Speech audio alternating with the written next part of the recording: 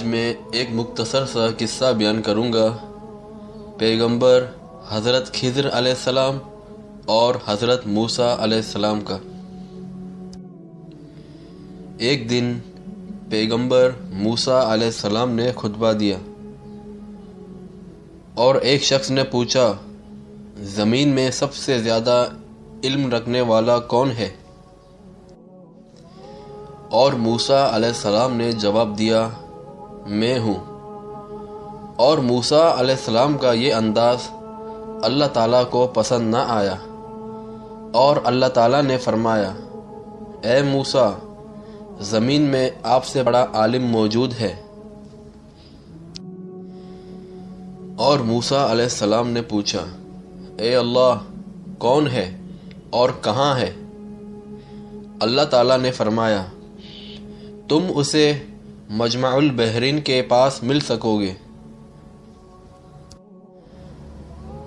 اور مزید فرمایا، اور آپ ایک مچھلی پکڑو اور سفر شروع کرو، اور جہاں وہ مچھلی گم ہو جائے گی وہیں وہ عالم موجود ہوگا۔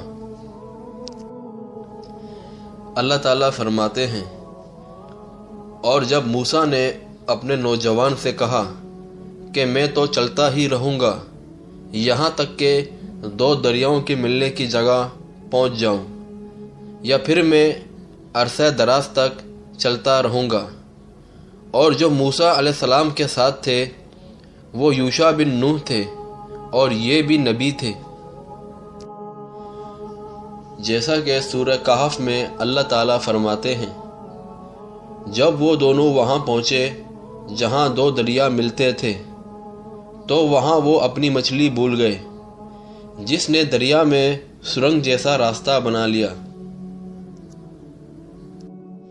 اور ان دونوں کو علم نہ ہو سکا کہ یہی ان کی منزل ہے۔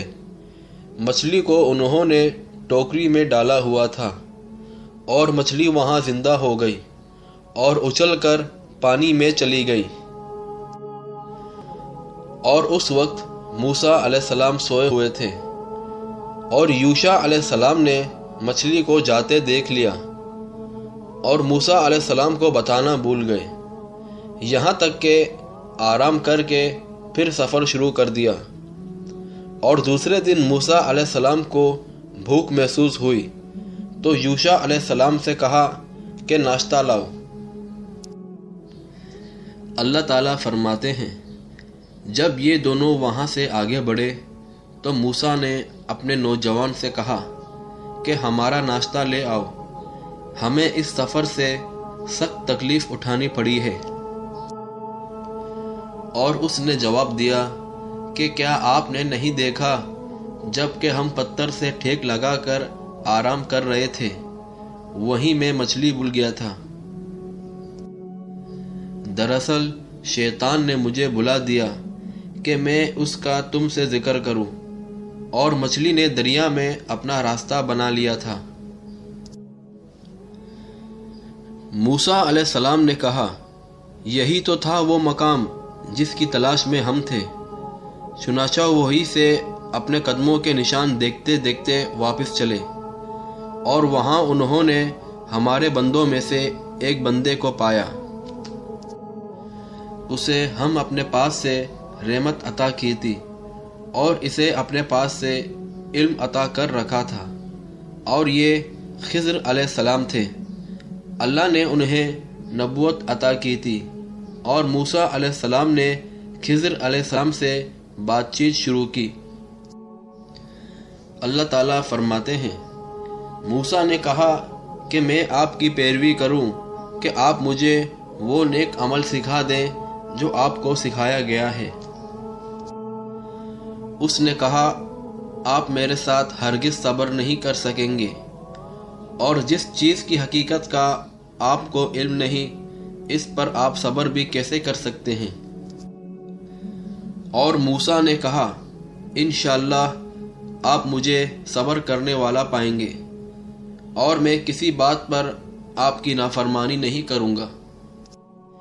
اس نے کہا، اچھا، آپ میرے ساتھ چلنے پر اصرار کرتے ہیں تو یاد رہے کسی چیز کے بارے میں مجھ سے سوال نہ کیجیے گا جب تک میں اس کی نسبت تذکرہ نہ کروں۔ اور اس جگہ سے موسیٰ علیہ السلام نے یوشع بن نوح علیہ السلام کو واپس بھیج دیا،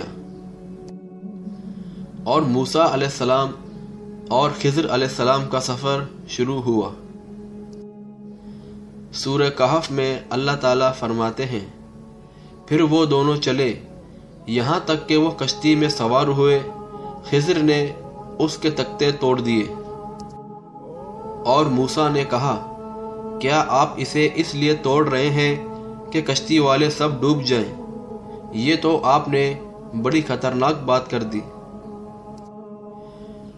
خضر علیہ السلام نے کہا، میں نے تجھ سے پہلے ہی کہہ دیا تھا کہ آپ میرے ساتھ ہرگز صبر نہیں کر سکیں گے۔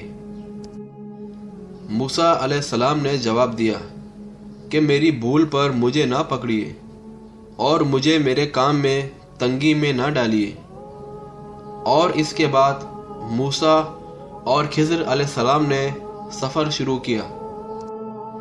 راستے میں کچھ مسکین لوگوں کی کشتی دیکھی، وہ محنت کرتے تھے، کرایہ لے کر لوگوں کو دریا پار کرایا کرتے تھے۔ انہوں نے خضر علیہ السلام کو پہچان لیا، انہیں اور موسیٰ علیہ السلام کو کشتی پر سوار کر دیا۔ سفر کے دوران خضر علیہ السلام نے لوہا پکڑا اور کشتی میں سوراخ کرنے لگے، اور کشتی میں پانی بھر گیا۔ لوگ کشتی سے پانی باہر نکال پھینکنے لگے۔ اس طرح کشتی قطرے سے نکل آئی، اور موسیٰ علیہ السلام نے اس حرکت کو پسند نہیں کیا اور کہا، کیا لوگوں کو ڈبونے کا ارادہ ہے؟ خضر علیہ السلام نے جواب دیا، میں نے تو پہلے ہی کہہ دیا تھا کہ آپ میرے ساتھ صبر نہیں کر سکیں گے۔ اور موسیٰ علیہ السلام نے کہا، واقعی میں نے عجلت سے کام لیا۔ اللہ تعالیٰ فرماتے ہیں، پھر وہ دونوں چلے یہاں تک کہ وہ ایک لڑکے کو ملے۔ خضر علیہ السلام نے اسے مار ڈالا۔ موسیٰ بولے، کیا آپ نے ایک بے گناہ کی جان لی، اور وہ بھی کسی کے خون کے بدلے میں نہیں؟ یہ تو آپ نے ناپسندیدہ حرکت کی۔ خضر علیہ السلام کہنے لگے، میں نے پہلے بھی کہہ دیا تھا کہ آپ صبر نہیں کریں گے۔ اور اب موسیٰ علیہ السلام نے کہا، اگر اب میں آپ سے سوال کروں تو بے شک مجھے اپنے ساتھ نہ رکھیے گا۔ اور پھر سفر شروع ہوا۔ اللہ تعالیٰ فرماتے ہیں، پھر دونوں چلے ایک گاؤں کے پاس آ کر ان سے کھانا طلب کیا۔ انہوں نے ان کی مہمان نوازی سے صاف انکار کر دیا۔ پھر دونوں نے وہاں ایک دیوار کو دیکھا جو گرنے کے قریب تھی، اس نے اسے ٹھیک اور درست کر دیا۔ موسیٰ علیہ السلام کہنے لگے، اگر آپ چاہتے اس کی اجرت لے سکتے تھے۔